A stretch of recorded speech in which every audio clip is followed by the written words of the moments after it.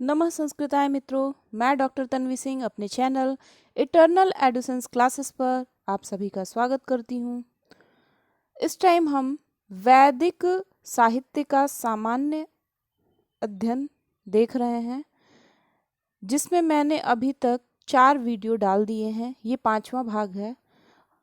उसमें मैंने संहिता साहित्य, ब्राह्मण साहित्य, आरण्यक साहित्य सभी के बारे में विस्तृत विवेचन किया है। आज हम वेदांगों के बारे में देखेंगे। तो जो लोग भी मेरे चैनल पर नए हैं वो हमारे चैनल को ज़रूर सब्सक्राइब कर दें, ताकि आगे आने वाली वीडियो की नोटिफिकेशन उन्हें आसानी से मिल जाए। तो चलिए, आज ज़्यादा समय न नष्ट करते हुए हम सीधे वेदांग देखते हैं। तो आज हम पढ़ेंगे वेदांगों के बारे में। वेदांग वेदों के सम्यक अनुशीलन के लिए और उनका वास्तविक अर्थ जानने के लिए जो ग्रंथ उपयोगी व सहायक है उन्हें वेदांग कहते हैं। किसे वेदांग कहते हैं? वेदों के सम्यक अनुशीलन के लिए और उनके वास्तविक अर्थ को जानने के लिए जो ग्रंथ उपयोगी और सहायक होते हैं उन्हें वेदांग कहते हैं। वेदांग का अर्थ ही है वेदस्य अंगानि, अर्थात वेद के अंग।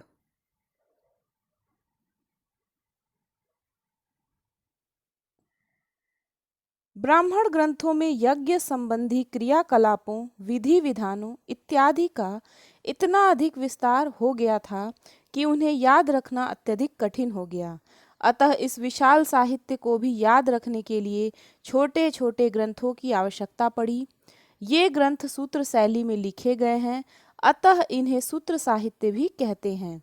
जिस प्रकार अंगों के बिना शरीर की पूर्णता असंभव है, उसी प्रकार वेदों के पूर्ण ज्ञान, उनकी व्याख्या तथा यज्ञ आदि में उनके विनियोग के ज्ञान के लिए वेदांग अपरित्याज्य है। शिक्षा, व्याकरण, छंद, निरुक्त, ज्योतिष, कल्प के भेद से वेदांग 6 हैं। तो सबसे पहले वेदांगों की संख्या 6 है। शिक्षा, व्याकरण, छंद, निरुक्त, ज्योतिष और कल्प। शिक्षा व्याकरणम छंदो, निरुक्त ज्योतिषम तथा कल्पश्चेति षडंगानि वेदस्याहुर्मनीषिणः। जिस प्रकार मनुष्य के शरीर में सभी अंगों का अपना अपना विशिष्ट स्थान है, दूसरा कोई अंग उसका स्थान नहीं ग्रहण कर सकता, उसी प्रकार वेदों का पूर्ण अर्थ समझने के लिए प्रत्येक अंग का अपना महत्व है। प्रमुख वेदांगों का वर्णन निम्नलिखित है। पहला है शिक्षा। शिक्षा को वेद रूपी पुरुष की नासिका माना जाता है। शिक्षा घ्राणम तु वेदस्य। शिक्षा उन ग्रंथों का नाम है जिनकी सहायता से वेदों के उच्चारण का ज्ञान भली भांति प्राप्त होता है। सायणाचार्य के ऋग्वेद भाष्य भूमिका भाग में शिक्षा की परिभाषा करते हुए कहा गया है। क्या कहा गया है, देख लेते हैं। वर्ण स्वराद्युच्चारण प्रकारो यत्र शिक्ष्यते उपदिश्यते सा शिक्षा। वर्ण स्वराद्युच्चारण प्रकारो यत्र शिक्ष्यते उपदिश्यते सा शिक्षा, अर्थात जिसके द्वारा वर्ण स्वरादि के उच्चारण की शिक्षा दी जाती है वह शिक्षा वेदांग है। वेद पाठ के समय शुद्ध उच्चारण और शुद्ध स्वर प्रक्रिया का होना आवश्यक है। उच्चारण स्खलित और स्वर भ्रष्ट वेद पाठ न केवल अशुद्ध होता है, बल्कि इसका बहुत बड़ा कुपरिणाम हो सकता है। वेद में स्वर का हेर फेर हो जाने से इष्ट के स्थान पर बहुत बड़ा अनिष्ट हो सकता है।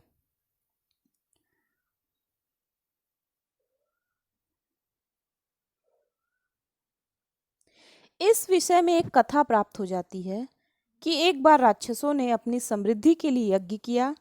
वे कहना चाहते थे कि इंद्र का शत्रु वृत्रासुर बढ़े, लेकिन उन्होंने इंद्र शत्रुर वर्धस्व में अंत्योदात्त के स्थान पर आद्योदात्त आदि उदात्त लगा दिया।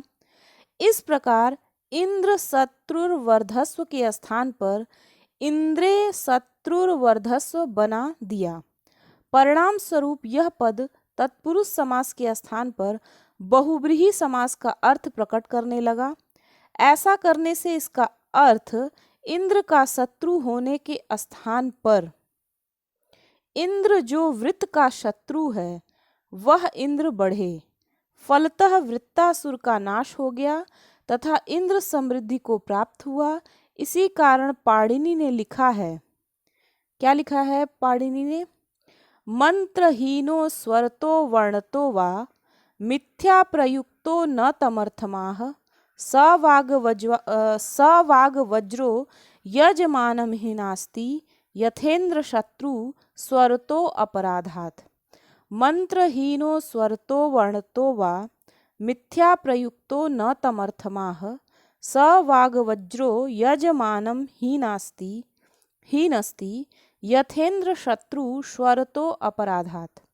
अर्थात जो मंत्र वर्ण से या स्वर से हीन होता है वह मिथ्या प्रयुक्त होने के कारण अभिष्ट अर्थ का प्रतिपादन नहीं करता। वह वाणी रूपी वज्र बनकर यजमान का ही नाश कर देता है। जैसे स्वर अपराध से इंद्र शत्रु शब्द यजमान का ही नाश करने वाला बना। इन्हीं त्रुटियों को दूर करने के लिए स्वर वर्ण आदि के उच्चारण को निर्दोष बनाने के लिए शिक्षा ग्रंथों की रचना की गई। इनकी रचना काफी पहले हो चुकी थी, क्योंकि तैत्तिरीयोपनिषद में कहा गया है कि शिक्षा के 6 अंग हैं: वर्ण, स्वर, मात्रा, बल, साम और संतान। यहाँ पे एक क्वेश्चन और बनता है, पूछेगा कि शिक्षा के कितने अंग हैं, तो आपको बताना है शिक्षा के 6 अंग हैं: वर्ण, स्वर, मात्रा, बल, साम और संतान। शिक्षा के 6 अंगों का वर्णन निम्नलिखित है। वर्ण संस्कृत भाषा में अ से लेकर ह तक वर्ण है। इनका उच्चारण ठीक प्रकार से किया जाना चाहिए। दंत्य स का उच्चारण तालव्य श जैसा नहीं होना चाहिए। शास्त्रोक्त नियम के विपरीत उच्चारण करने वाला म्लेच्छ कहा गया है। तस्माद् ब्राह्मणेन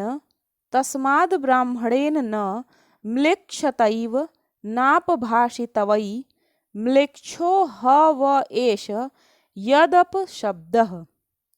स्वर वेद में स्वर 3 हैं: उदात्त, अनुदात्त और स्वरित। वेद पाठ सस्वर होना चाहिए। वेद पाठ सस्वर ही होना चाहिए, क्योंकि वेदों में शब्द परिवर्तन से अर्थ परिवर्तन हो जाता है। फिर है मात्रा। मात्राएं 3 हैं: ह्रस्व, दीर्घ और प्लुत। स्वरों के उच्चारण में लगने वाला समय मात्रा कहलाता है। बल प्रयत्न को कहते हैं। ये 2 हैं: अल्प प्राण और महाप्राण। फिर है शाम। श्रुति मधुर पाठ को साम कहते हैं। श्रुति मधुर पाठ को शाम कहते हैं। उच्चारण स्पष्ट और सस्वर होना चाहिए। किसी वर्ण को न तो बहुत धीरे से और न ही अस्पष्ट रूप से बोलना चाहिए। उसे उचित एवं स्पष्ट रूप से बोलना ही साम है। संतान भाषा में संधि को संतान कहते हैं।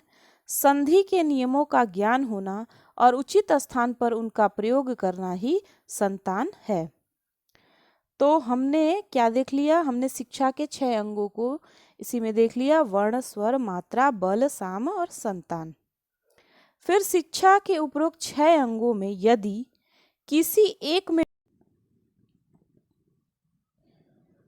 शिक्षा के उपरोक्त 6 अंगों में से यदि किसी एक में भी दोष हो जाता तो वेद मंत्र का अनिष्टकारी फल होना सर्वथा संभावित है। शिक्षा नामक वेदांग की प्राचीनतम रचनाएं प्रातिशाख्य हैं। प्रातिशाख्य नियमों का वह प्रकार है जिसके द्वारा हम पद पाठ की सहायता से संहिता पाठ में प्रत्येक शब्द का एक निश्चित रूप स्थिर करते हैं। पद पाठ में प्रत्येक पद अपने मौलिक रूप में अलग अलग होता है। उनमें कोई संधि या समास नहीं होता, जबकि संहिता पाठ में उन पदों में संधि या समास कर दिया जाता है। प्रातिशाख्य ग्रंथों में शिक्षा, छंद तथा व्याकरण इन तीनों के नियमों का सामान्य विवेचन किया गया है। ये प्रातिशाख्य भिन्न भिन्न संहिताओं व शाखाओं पर भिन्न भिन्न उपलब्ध होते हैं। ऋग्वेदीय शिक्षा ग्रंथ है पाणिनीय शिक्षा, सबका पूछ देता है पाणिनीय शिक्षा कौन से वेद का है, तो आपको ये सब याद होना चाहिए। ऋग्वेदीय शिक्षा ग्रंथ है पाणिनीय शिक्षा। यजुर्वेदीय शिक्षा ग्रंथ ये ज़्यादा हैं, इनका नाम याद कर लीजिएगा। याज्ञवल्क्य शिक्षा, व्यास शिक्षा, वशिष्ठीय शिक्षा, भारद्वाज शिक्षा, मांडव्य शिक्षा आदि। फिर है सामवेदीय शिक्षा ग्रंथ, नारद शिक्षा और शाकटायन शिक्षा। अथर्ववेदीय शिक्षा ग्रंथ मांडुकी शिक्षा। अब हम दूसरा देखेंगे। दूसरा है वेदांग, जिसका नाम है कल्प, इसका नंबर है दूसरा। अब चलिए इसको देखते हैं।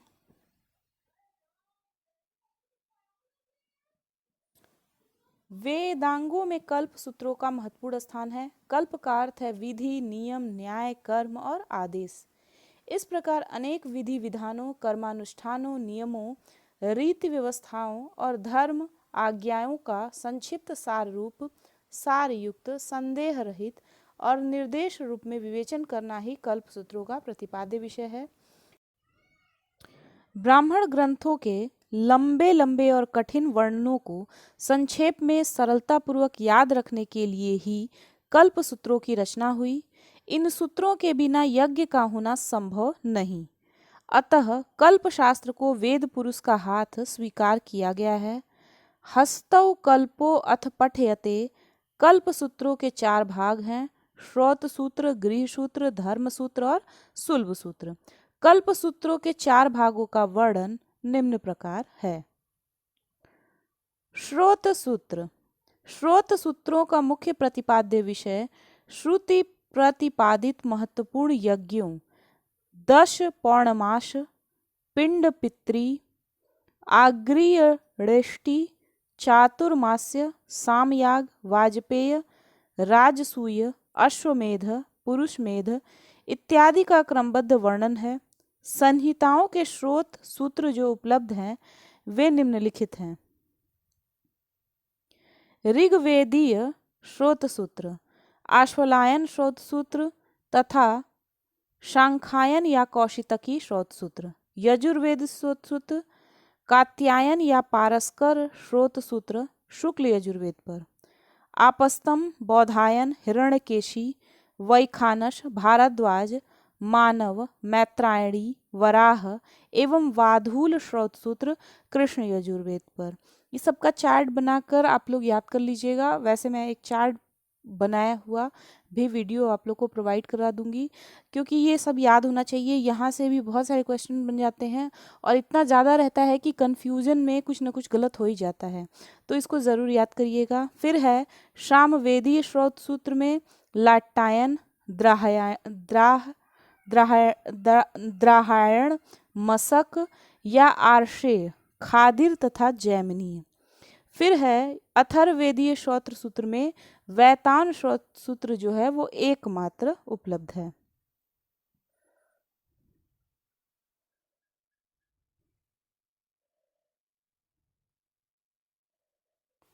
फिर हम आते हैं गृह सूत्र।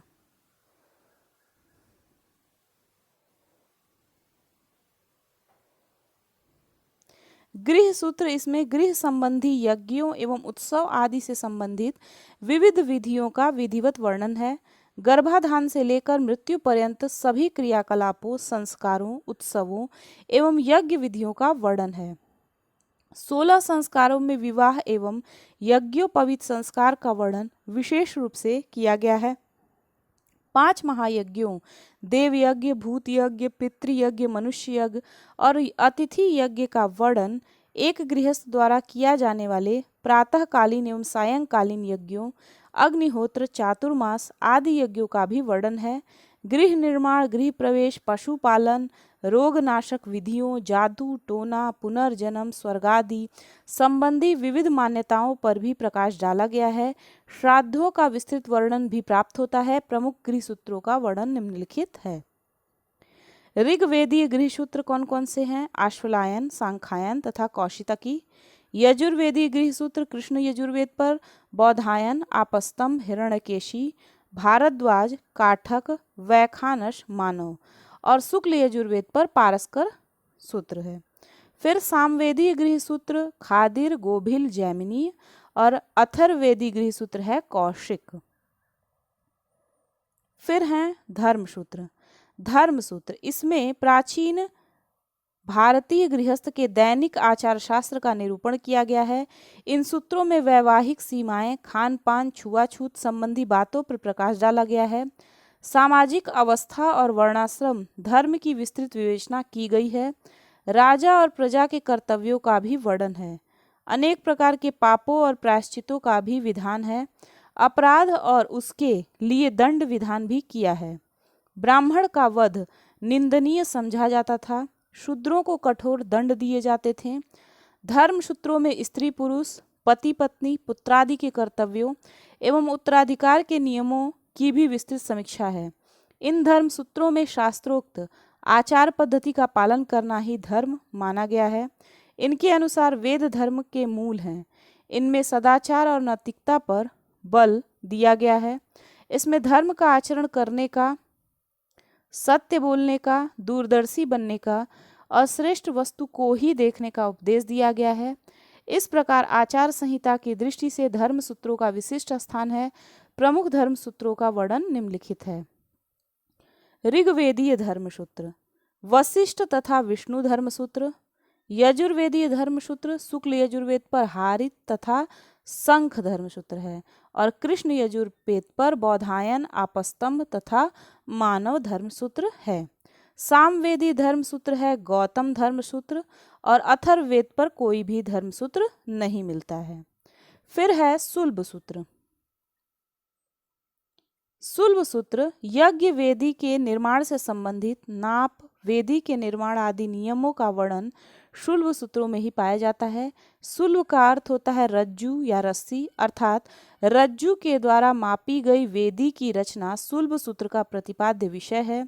भारतीय रेखा गणितीय ऐतिहासिक जानकारी की दृष्टि से अत्यंत उपादेय ग्रंथ है। ये शुल्ब सूत्र केवल यजुर्वेद पर ही प्राप्त होते हैं, जिसमें शुक्ल यजुर्वेद पर एकमात्र कात्यायन शुल्ब सूत्र तथा कृष्ण यजुर्वेद पर बौधायन, आपस्तंभ, मानव, मैत्रायणी, वाराह एवं बाधूल ये 6 शुल्ब सूत्र उपलब्ध होते हैं। फिर हम तीसरे वेदांग पे आते हैं, जिसका नाम है व्याकरण। अब इसके बारे में हम देखते हैं। व्याकरण एक और अति गूढ़ वेद मंत्रों का अर्थ स्पष्ट करता है, तो दूसरी तरफ वेद मंत्रों को सुरक्षित भी रखता है। शब्दों की व्युत्पत्ति के उद्देश्य एवं उनके निर्धारण की दृष्टि से ही इसकी रचना हुई है। व्याक्रियन्ते व्युत्पाद्यन्ते शब्दा अनेनेति व्याकरणम। व्याकरण को वेद रूपी पुरुष का मुख स्वीकार किया गया है। मुखम व्याकरणम स्मृते। ऋग्वेद के एक मंत्र में व्याकरण को एक वृषभ के रूप में माना जाता है, जिसके पांव, सिर, सिंग सब कुछ हैं। चत्वारि श्रृंगा त्रयो अस्य पादा द्वे शीर्षे सप्त हस्ताशो अस्य त्रिधा बद्धो वृषभो रोरवीति महादेवो मर्त्याम आविवेश। महाभाष्यकार पतंजलि ने व्याकरण के 5 प्रयोजन बताए हैं। रक्षा उह आगम लघु तथा असंदेह। रक्षोहागम लघ्व संदेहा प्रयोजनम। व्याकरण के 5 प्रयोजनों का वर्णन निम्नलिखित है। रक्षा, वेदों की रक्षा के लिए व्याकरण पढ़ना चाहिए। लोप, आगम तथा वर्ण विकारों को जानने वाला ही भली भांति वेदों की रक्षा करेगा। लोप ज्ञान वाला व्यक्ति ही वेदों की रक्षा कर सकता है। ऋग्वेद खिल 5-7-2 में पीवो पवसन शब्द आया है। यहाँ शांत पीवस शब्द से स का लोप होने से गुण होकर पीवोपवसन पीवोपवसनादीनाम छंदसि लोपः वार्तिक से बनता है, इसे अवैयाकरण नहीं समझ सकता है।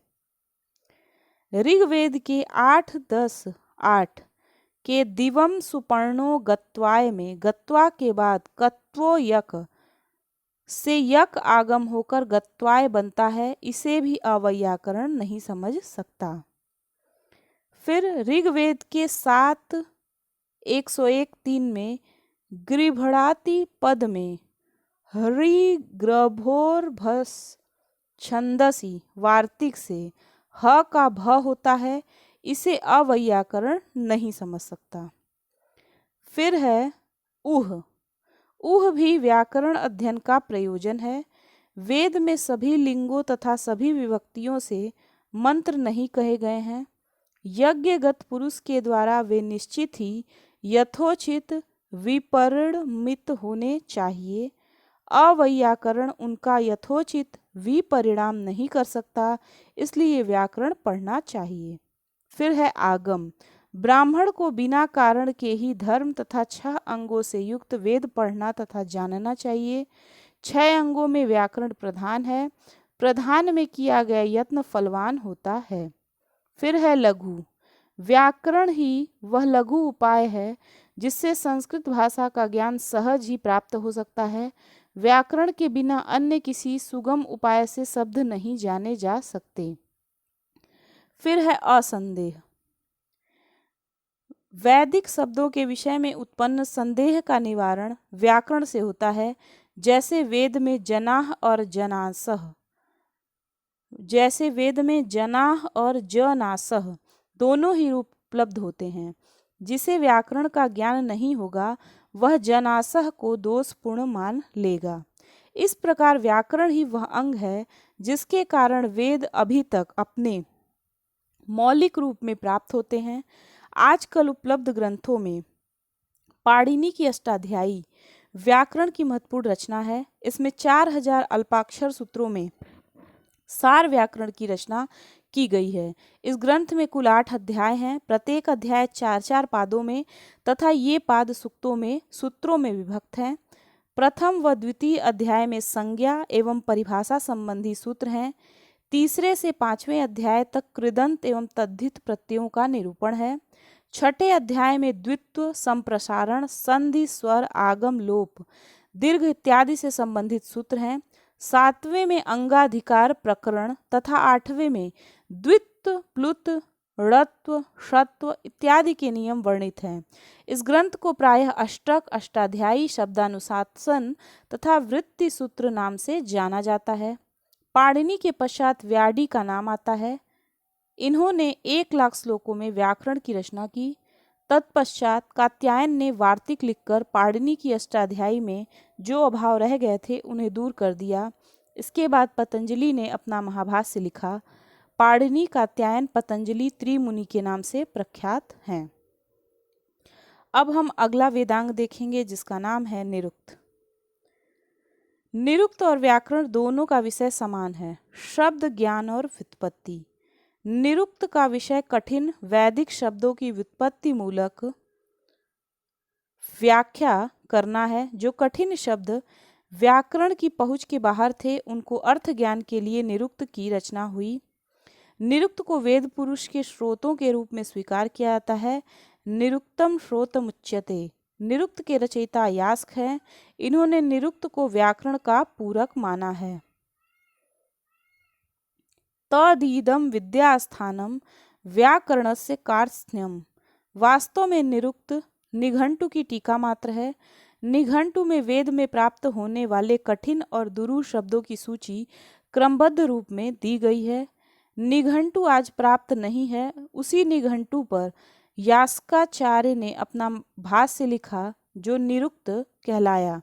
निघंटु के 3 कांड हैं।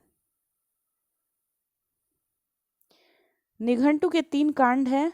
यह 5 अध्यायों में विभक्त है। पहले कांड में 3 अध्याय हैं। इनमें विभिन्न शब्दों के पर्यायवाची शब्द हैं, जैसे पृथ्वी के 21, मेघ के 30, स्वर्ण के 15, वायु के 16, जल के 100 और वेद के 26 पर्यायवाची शब्द दिए गए हैं। यास्काचार्य विरचित निरुक्त के प्रथम 3 अध्याय में इन पर्यायवाची शब्दों की व्याख्या है। अतः इन 3 अध्यायों को नैघंटुक कांड कहते हैं। निघंटु के चतुर्थ अध्याय में वेद में प्राप्त होने वाले कठिन और अस्पष्ट शब्द दिए गए हैं। निरुक्त के 4 से 6 अध्याय तक इन शब्दों की व्याख्या और स्पष्टीकरण है। इसे नैगम कांड कहते हैं। निघंटु के 5वें अध्याय में देवतावाचक शब्द हैं। निरुक्त के 7वें अध्याय से 12वें अध्याय तक इनकी व्याख्या है। अतः इसे दैवत कांड कहते हैं। इस प्रकार यास्क के निरुक्त में 12 अध्याय हैं। सायणाचार्य के अनुसार बाद में 2 अध्याय परिशिष्ट के रूप में जोड़ दिए गए हैं। इस प्रकार निरुक्त में कुल 14 अध्याय हो गए। निरुक्त के प्रतिपाद्य विषय 5 हैं: वर्णागम, वर्ण विपर्यय, वर्ण विकार, वर्णनाश और धातु का उसके अर्थातिशय से उसका योग है। यास्काचार्य ने पद के 4 भेद माने हैं: नाम, आख्यात, उपसर्ग और निपात। यास्क ने शब्दों को धात्वज मानकर उनकी उत्पत्ति की है, उनकी व्युत्पत्ति की है। इसमें वैदिक शब्द निर्वचन के अतिरिक्त भाषा विज्ञान, साहित्य, समाज शास्त्र व ऐतिहासिक विषयों का भी प्रसंगानुकूल विवेचन मिलता है। यास्क ने वैदिक देवताओं को पृथ्वी स्थानीय, अंतरिक्ष स्थानीय तथा द्यू स्थानीय इन 3 वर्गों में रखा है। अब अगला वेदांग है छंद। छंद के बारे में देखते हैं। छंद वेदांग को वेद पुरुष के पादों के रूप में माना जाता है। छंदः पादौ तु वेदस्य, वेद छंदोमयी वाणी है। अतः वेद मंत्रों की शुद्धता और उनके लयबद्ध ज्ञान के लिए छंद शास्त्र की आवश्यकता प्रतीत हुई। यदि छंद शास्त्र का ज्ञान नहीं है तो मंत्रों का समुचित फल प्राप्त नहीं होता। कात्यायन ने अपनी सर्वानुक्रमणी में अक्षर परिमाण को ही छंद का लक्षण बताया है। यदक्षर परिमाणम तत्छंदः, अर्थात जहाँ अक्षरों की संख्या निश्चित होती है उसे छंद कहते हैं। वेद मंत्रों के साथ छंदों का घनिष्ठ संबंध है। छंद यति प्रणाति रोचते इति छंद, अर्थात जिस वाणी को सुनते ही मन आह्लादित हो जाता है वह छंदोमयी वाणी ही वेद है। यास्काचार्य ने छंद शब्द की उत्पत्ति छद, ढकना, आच्छादने, आवरणे से बताई है। जो वेद को आसुरी हस्तक्षेप से सुरक्षित रखता है वह छंद है। यह छंद यज्ञादि कर्मों एवं वैदिक अनुष्ठानों को आसुरों की विघ्न बाधा से रक्षा करता है। छादयति आवृणोति मंत्र प्रतिपाद्य यज्ञादीन इति छंदः। सभी वैदिक छंद वार्णिक हैं। इनकी गणना मात्राओं से नहीं अपितु वर्णों से होती है। वेद में प्राप्त मुख्यतः 7 छंद हैं। पहला है गायत्री, इसमें 24 अक्षर, इसमें 3 पंक्तियां होती हैं और प्रत्येक पंक्ति में 8-8 अक्षर होते हैं। फिर है अनुष्टुप, इसमें 32 अक्षर, इसमें 4 पंक्तियां होती हैं और प्रत्येक पंक्ति में 8-8 अक्षर होते हैं। फिर है पंक्ति, इसमें 40 अक्षर होते हैं, इसमें 5 पंक्तियां होती हैं और प्रत्येक पंक्तियों में 8-8 अक्षर होते हैं। फिर है बृहति, बृहति में 36 अक्षर, इसमें 4 पंक्तियां होती हैं, पहली 2 पंक्तियों में 8-8, तृतीय में 12 और चतुर्थ में पुनः 8 अक्षर होते हैं। फिर है उषणिक, इसमें 28 अक्षर होते हैं, इसमें 3 पंक्तियां होती हैं, पहली 2 पंक्तियों में 8-8 और तृतीय में 12 अक्षर होते हैं। फिर है त्रिष्टुप, इसमें 44 अक्षर होता है, इसमें 4 पंक्तियां होती हैं और प्रत्येक पंक्ति में 12 अक्षर होते हैं। फिर है जगती, इसमें 48 अक्षर होते हैं, इसमें 4 पंक्तियां होती हैं और प्रत्येक पंक्ति में 12 अक्षर होते हैं। अक्षरों के न्यूनाधिक होने से इन 7 छंदों के ही अनेक भेद और उपभेद हो जाते हैं। इन 7 छंदों में से भी वैदिक संहिताओं में गायत्री, त्रिष्टुप और जगती ही अधिक प्रचलित थे। तो इनका नाम आपको सीक्वेंस में याद होना चाहिए: गायत्री, अनुष्टुप, पंक्ति, बृहति, उषणिक, त्रिष्टुप, जगती। इनका नाम अगर क्रम से आपको याद हो जाएगा तो इसमें कुछ भी नहीं करना है। 24 में सब में आपको क्या करना है, 8-8 जोड़ते जाना है।